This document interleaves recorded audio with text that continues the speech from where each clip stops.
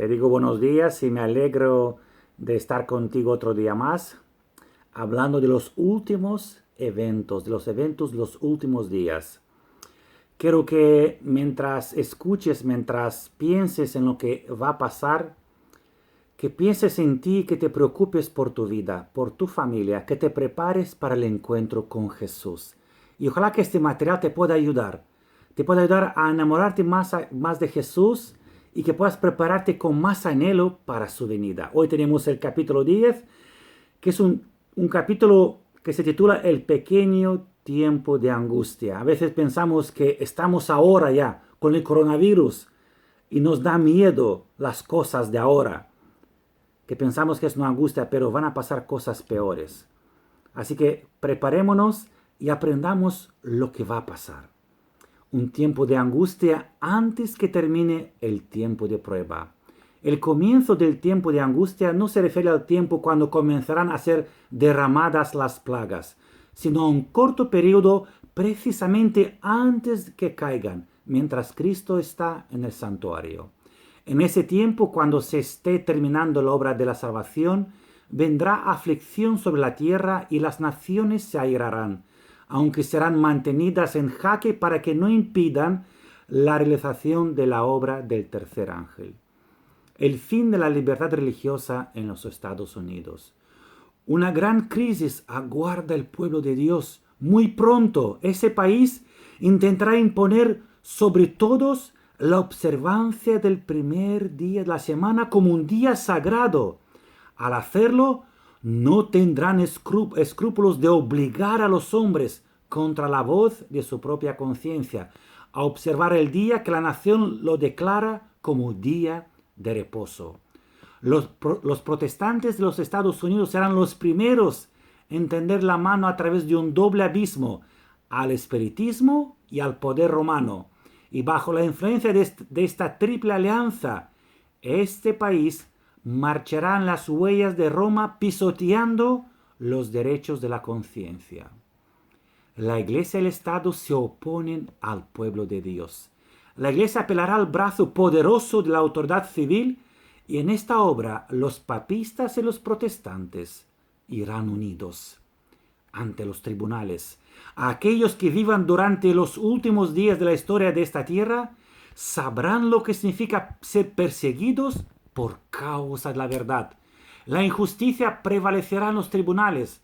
Los jueces se negarán a escuchar las razones de los que son leales a los mandamientos de Dios, porque saben que los argumentos en favor del cuarto mandamiento son irrefutables. Dirán: nosotros tenemos una ley y por nuestra ley esta gente debe morir. Para ellos, la ley de Dios no significa nada. Cuando seamos llevados ante los tribunales, tendremos que renunciar a nuestros derechos, a menos que eso nos ponga en conflicto con Dios. No estamos pidiendo que se reconozcan nuestros derechos, sino que se reconozca el derecho de Dios de recibir nuestro servicio. Los adventistas serán tratados con desprecio. Los que honran el sábado de la Biblia serán denunciados como enemigos de la ley y del orden, como quebrantadores de las restricciones morales de la sociedad y por lo tanto causantes de la anarquía y corrupción que atraen sobre esta tierra los altos juicios de Dios.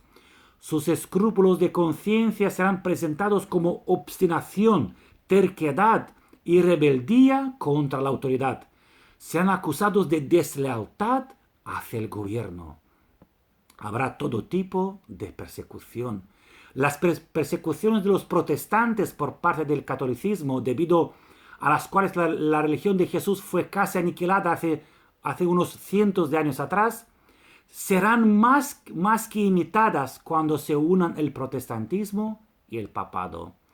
Satanás tiene 1,000,000 de ataques disfrazados que serán lanzados contra el pueblo leal de Dios, que guarda los mandamientos para obligarlos a violar su conciencia. Seremos privados de todo apoyo terrenal. Satanás dice: por temor a que les falte el alimento y el vestido, se unirán al mundo en la transgresión de la ley de Dios. La tierra quedará completamente bajo mi dominio. Algunos serán encarcelados por su fe. Cuando los defensores de la verdad se nieguen a honrar el domingo, unos serán echados a la cárcel, otros serán desterrados y aún otros tratados como esclavos. Ante la razón humana todo esto parece ahora imposible, pero a medida que el Espíritu refrenador de Dios se retire de los hombres y estos sean dominados por Satanás, que aborrece los principios divinos, se darán cosas muy extrañas. Muy cruel puede ser el corazón humano cuando no está animado del temor y del amor de Dios. Muchos serán ejecutados. Lo mejor que podemos hacer es estar en estrecha comunión con Dios. Y si Él quiere permitir que seamos mártires por causa de la verdad, esto puede ser el medio de atraer a muchos otros a la verdad. Muchos serán encarcelados, muchos para salvar sus vidas huirán tanto de las grandes ciudades como de las poblaciones más pequeñas, y muchos serán mártires por causa de Cristo al permanecer firmes en favor de la verdad. Los discípulos no fueron dotados de valor y de fortaleza de los mártires hasta que no necesitaron esa gracia. ¿Cómo permanecer firmes bajo la persecución? Descubriremos que tendremos que desprendernos de todas las manos excepto la de Jesucristo. Los amigos demostrarán su perfidia y nos traicionarían. Nuestros familiares, engañados por el enemigo y convencidos de que están sirviendo a Dios, nos harán frente y pondrán su máximo empeño para ponernos en situaciones difíciles con la esperanza de que reneguemos de nuestra fe. Pero podremos poner confiadamente nuestra mano en la de Cristo, en medio de las tinieblas y el peligro. Debido a su fe, muchos serán privados de su casa y de su herencia aquí, pero si le dan sus corazones a Cristo, recibiendo el mensaje de su gracia y descansando en Él, su sustituto y garante, el mismo Hijo de Dios, todavía podrán ser llenos de gozo. La persecución esparcerá al pueblo de Dios.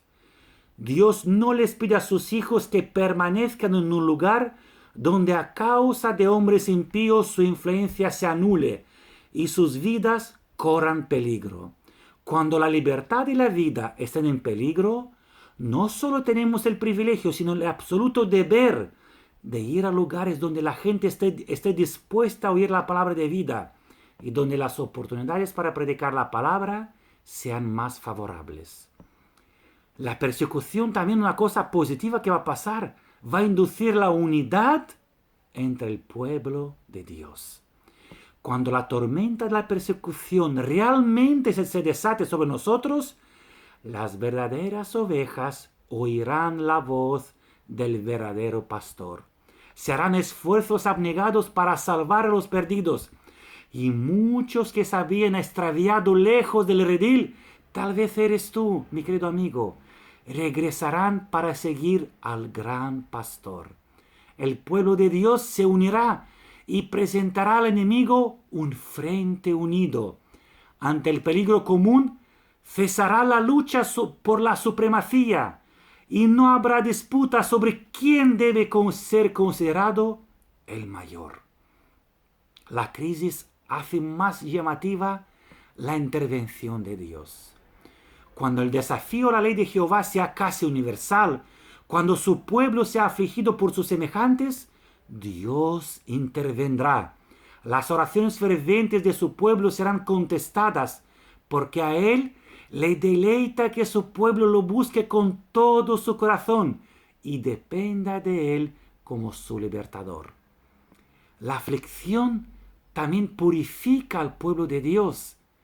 Muy pronto, el pueblo entero estará atribulado. Cada cual debe tratar de conocer a Dios. Debes tú tratar de conocer a tu Dios.